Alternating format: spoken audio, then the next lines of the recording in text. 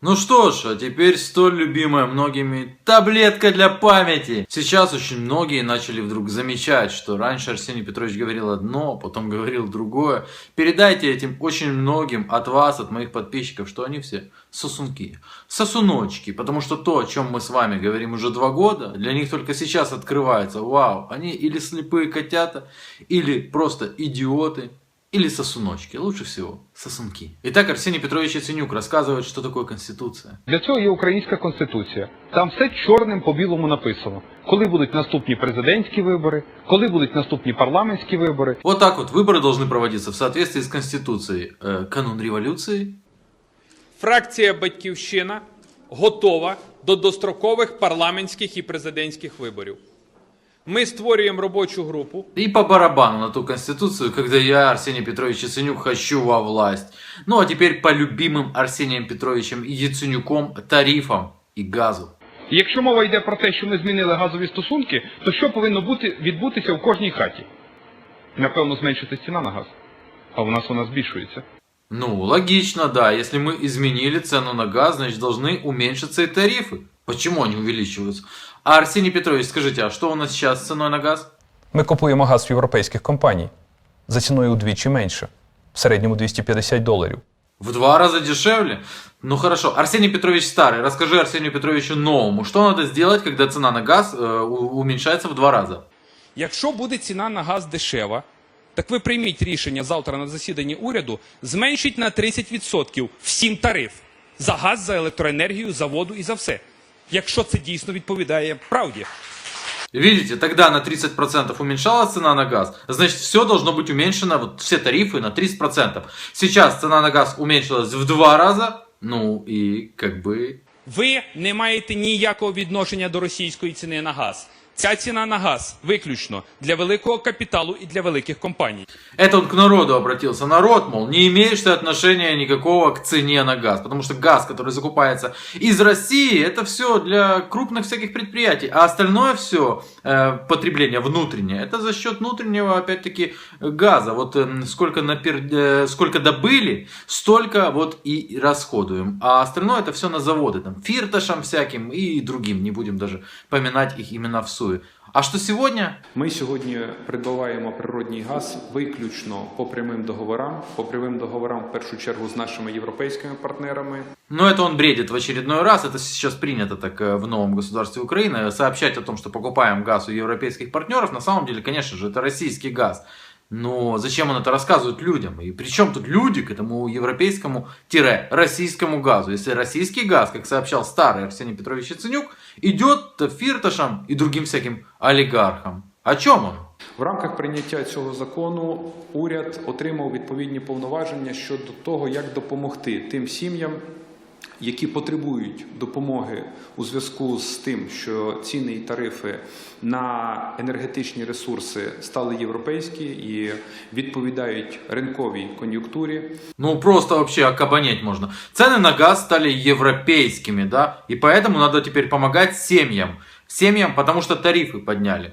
Ну как же подняли тарифы? Зачем подняли тариф? Ведь украинские семьи не имеют никакого отношения к этому газу, который покупается из России. Мы что, получается, украинские семьи платят вот за фирташей всяких? Да ладно. Це я вам розповів першу частину, що стосується газу. Давай вторую часть. Жги. По поводу того, что россиянам надо деньги отдавать, иначе дефолт будет. Зараз іде дискусія про те, щоб отримати кредит від росіян і, скоріш за все, направити цей кредит на виплату газового боргу, який виникне. Тому що якщо ми не виплатимо газовий борг, то наступне питання – це те, що дуже часто густо звучить в вустах різного роду політиків і вже сьогодні іноземних інвесторів. Це початок дефолту. І це ні в якому випадку не можна припустити. Ой, то есть невозврат долга россиянам – это начало дефолта, и этого ни в коем случае нельзя допустить? А сегодня вроде Яценюк сказал, что мы не будем отдавать долг россиянам. Это не начало дефолта, наверное. Є така цікава країна, називається вона Російська Федерація. І 3 мільярда доларів США, які Росія повинна реструктуризувати і так само частково списати, залишились невирішеними. Не хотите? Тогда вы получите решение правительства Украины о введении моратория на выплату России 3 миллиардов долларов. Очень просто хочу нашим соседям и государству-агрессору объяснить, мы 3 миллиарда долларов платить не будем. И это, конечно же, не имеет никакого отношения к дефолту. Ну, теперь давайте по поводу увольнения специалистов и набору людей с улицы. Вже в 2004 році звільнили 18 тисяч чиновників. Пригадуєте? Цим дуже хизувалися, це розповідали. Що в результаті відбулося? Ми знищили середню ланку державної служби. Вот так вот, оказывается, в 2004 году уволили чиновников, тем самым уничтожили практически средний класс чиновников, специалистов. А чем там сейчас гордится Арсений Петрович Яценюк? Минулого року на 20% ми скоротили чисельність державної служби. І це саме зробимо в цьому році. Слушай, Яценюк, ну объясни Яценюку, что это неправильно. Ми знищили фахових людей. Але це не є політики. Це середня каста. Це ті люди, які повинні знати, що вони працюють на український народ і на людей. Їх не треба зачищати. Не надо их зачищать, это же специалисты. А теперь Арсений Петрович Новый, расскажи Арсению Петровичу Старому, что он не прав.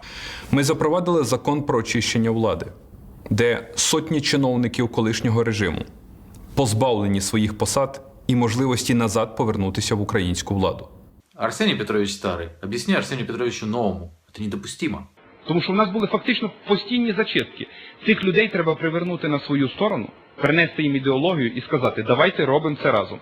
Арсений Петрович Новый, заткни Арсения Петровича Старого. На 30% ми скоротили податківців, митників і інших службовців фіскальної служби. Арсений Петрович Старый, аргументируй, пожалуйста, Арсению Петровичу Новому. Молоді це добре, молоді це енергійні, молоді це інше бачення. Але якщо немає того, що називається коріння, якщо немає того, що називається мудрість, Арсений Петрович Новый, жги! Наполовину ми скоротили кількість перевіряючих і контролюючих органів. Хорошо, правда? А теперь Арсений Петрович расскажет о России. На чому сконцентрована Росія? Так само, як і будь-яка нормальна держава над своєю країною. І я зараз не звинувачую Росію у цих угодах. Послухайте, вони правильно зробили. Все правильно Россия сделала с этими договорами. Арсений Петрович Новый. А ну-ка заткни Арсения Петровича Старого. І ми подали на Росію в суд за несправедливий газовий контракт. Ну, Арсений Петрович, теперь расскажи, а чем отличается Россия от Евросоюза и от Штатов? Ну, это ж твои слова. Чим відрізняються американці від росіян? І європейці, наприклад, від росіян? Європейці, американці посміхаються, росіяни ні, а цілі у всіх однакові. Цели у всех одинаковые, оказывается, правильно? Все думают о своих странах, а не об Украине. А теперь, Арсений Петрович Новый, расскажи, что ты сейчас думаешь об Америке? Ви продемонстрували на весь світ, що ви не просто на словах, а на ділі боретесь за цінності і допомагаєте тим, хто бореться за свої цінності. Плачу, просто плачу. Арсений Петрович, давай про Лаврова. Повірте мені, я мав дуже складні дискусії з міністром Росії, неймовірно талановитою людиною, паном Лавровим. Ну, а теперь давай про уважение. Как вообще, вот как в мире к тебе будут относиться, если ты прогибаешься? Але тебе поважають тоді, коли ти маєш позицію. Якщо ти її не маєш, тебе ламають. Если ты не имеешь позиции, тебя ломают. А я скажу по-другому, об тебя ноги вытрут, потому что будут считать, что ты слизняк. США – это лидер свободного мира. США – это страна настоящей демократии, настоящих прав и свобод человека. У вас миссия защищать мир, беречь его и поддерживать Украину. Арсений Петрович Старый, пожалуйста, пожалуйста, покажи, что ты сильный человек, что ты не слизняк. Я не хочу, щоб Україна була в сфері впливу ні Сполучених Штатів, ні Європейського Союзу, ні Росії. Это то, о чем все время говорю я. Арсений Петрович, мы так похожи. Ой, уже не похожи, с новым Арсением Петровичем. Наш успіх, пане віце-президент, неможливий без вашої допомоги. На колени перед ним бухнись, на колени перед Байденом. І завдання президента країни і народу усвідомити – це наша держава. Не треба, щоб нам розказували, як нам жити. Но когда ты премьер, то пускай рассказывают. Сполучені Штати Америки є не просто партнером, є другом українського народу. God bless Ukraine and God bless the Отже, United States. пане віце-президенте, да благословить вас Бог, да благословить Бог Україну і США. Дякую. О, Арсений Петрович. Ну а теперь давай о реформах. В уряді Януковича вже котрий місяць говорять таке красиве, хороше слово «реформи».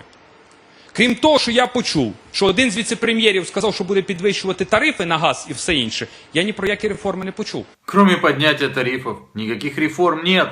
А теперь? Що за останніх 2 роки нам вдалося зробити, і що зараз необхідно далі продовжувати робити? Так, ми змінили нашу енергетичну політику. І тарифи треба було поставити ті, які є в Європейському Союзі. Ну а кроме этого мы еще слепили потемкинскую деревеньку, якобы полицию, которая снимает котиков теперь с деревьев. И, в общем-то, этого что, мало? Слушать Арсения Петровича Яценюка — это как смотреть на огонь или на работающее тело. Можно вечно. Эмоции иногда сдерживать не получается. Но я надеюсь, что вам понравилось.